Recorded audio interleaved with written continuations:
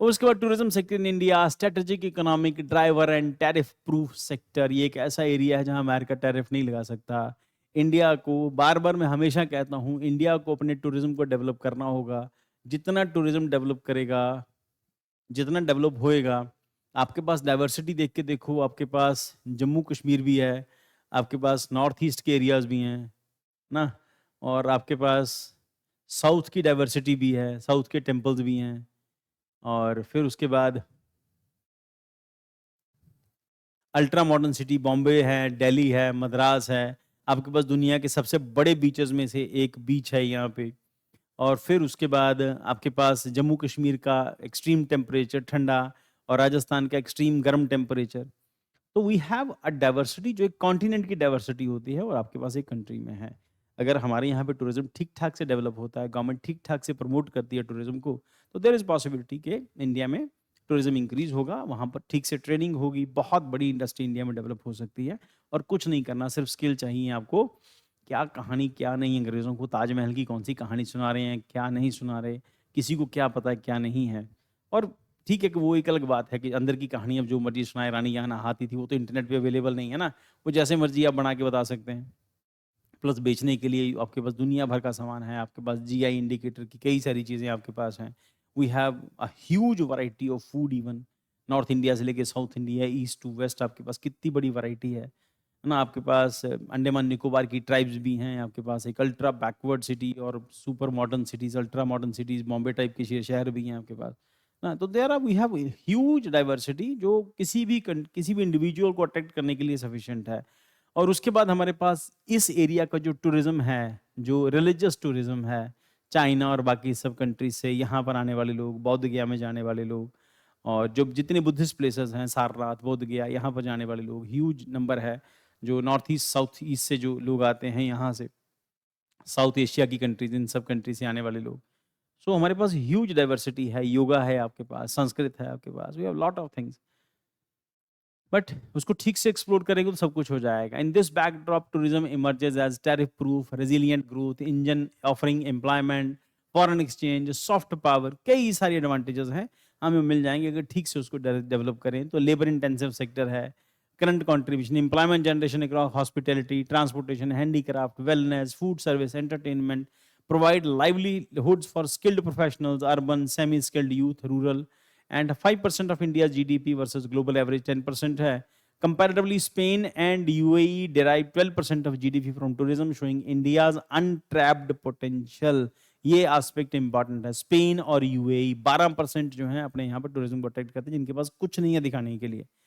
Then उसके बाद foreign exchange earnings हैं इन 2024 के अंदर, आउटबाउंड टूरिज्म चैलेंजेस हैं। तो ये सब एस्पेक्ट्स हैं। सो आपके पास you have lot of things. Growth projection, raising tourism GDP 5%, share of 5%, 10% of next decade could yield.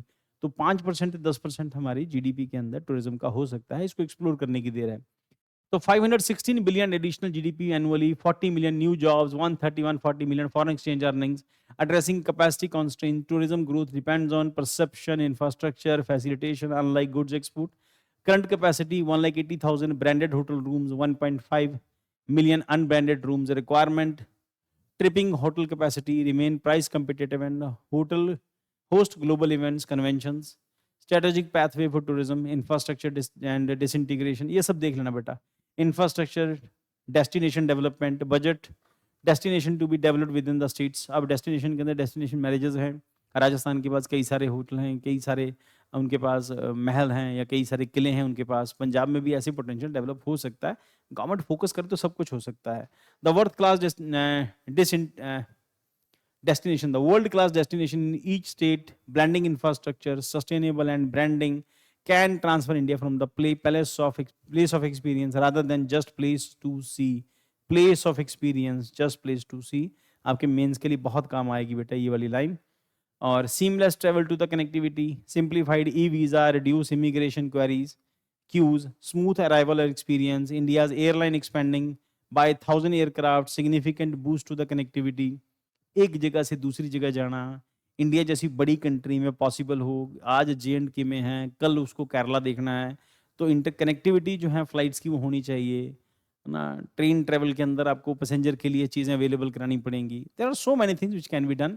तो डिजिटल कंटेंट लेड प्रमोशन है, आपको डिजिटल कंटेंट पूरी दुनिया में आपको ठीक से एडवर्टाइज करना अपने आप को, private placement and PPP model है, and harmonise master list of infrastructure, investment in hotels, ropeway, way side amenities, convention centres with PPP, domestic tourism and movement account 68% sector revenue, boost cultural exchange, economic redistribution, national integration. देखो बेटा, ये नहीं है कि हमारे यहाँ पे कुछ गड़बड़ है इसका कि टूरिज्म नहीं आता, हमारे यहाँ पे बहुत सारी चीज़ें पॉजिटिव हैं, बट पॉइंट ये है कि लोग इनसिक्योर फील करते हैं। देखो, इनसिक्योरिटी का मैं एक एग्जांपल आपको भी देता हूँ।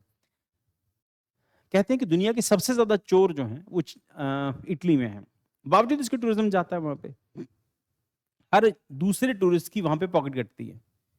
तो इतने ज्यादा चोर वहां पर इटली के अंदर हैं, वो वहां पर उनको सजा भी कोई नहीं है, प्रोविजन भी कोई नहीं है। वो जिप्सीज हैं, रोमा जिप्सी, जिप्सीज कहते हैं उनको, वो कम्युनिटी है। तो उनको पुलिस भी अरेस्ट नहीं करती, छोड़ देती है। 18 साल से कम लोगों को पुलिस अरेस्ट नहीं करती, छोड़ देती है इटली के अंदर। इतने सारे चोर होने के बावजूद, तो इटली चोरों की कंट्री है अल्टीमेटली, और हम इसको डिनाई नहीं कर सकते, इस फैक्ट को डिनाई नहीं कर सकते। इटली में बहुत चोर हैं, और इटली की जो कंपनियां हैं उनके साथ भी हमारे एक्सपीरियंसेस चोरों वाली रहे हैं ना। और इटली को लेके और क्या डिस्कस, पॉलिटिकल इशू हो जाएगा ना। तो there are so many things जो इटली से नेगेटिव हैं, बट बावजूद इसके वहाँ पर टूरिज्म है, बहुत लोग घूमने जाते हैं वहाँ पे। हमारे पास बहुत कुछ पॉजिटिव है, लोगों का एक्सपीरियंस अच्छा हो, कंपैरेटिवली लोग भी हमारे यहाँ पे कंपैरेटिवली उतने बुरे नहीं हैं। हमेशा बुरे लोग तो हमेशा मिलते हैं, बट ये कि आपको सिर्फ चीज़ों को अपने हिसाब से चेंज करना है, और है ना, सब कुछ ठीक हो जाएगा, पॉजिटिव हो जाएगा। तो tourism and green and inclusive growth driver हैं, मल्टीपल इफेक्ट्स हैं, सस्टेनेबिलिटी है, न्यू नीशेस हैं तो डेवलप हो सकते हैं। इसको जाके देख लेना बेटा, मीन्स के पॉइंट ऑफ व्यू से अच्छी न्यूज़ है। Conclusion, tourism is a tariff proof job rich forex earning sector है। It can absorb trade shocks, reduce court pendency and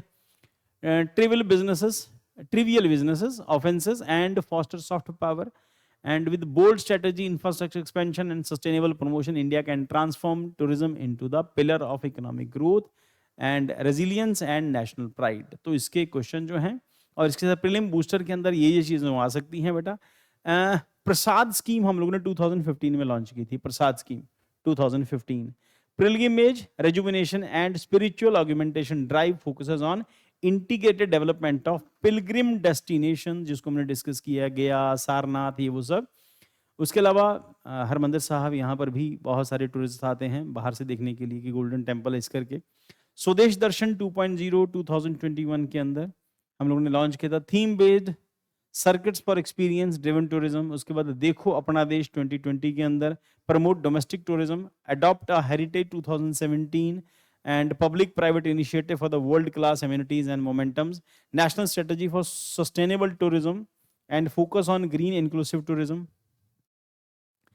Key tourism facts, tourism contribution India का 2024 में 5% GDP में tourism का role रहा, 28 billion foreign exchange earning हुई हमें।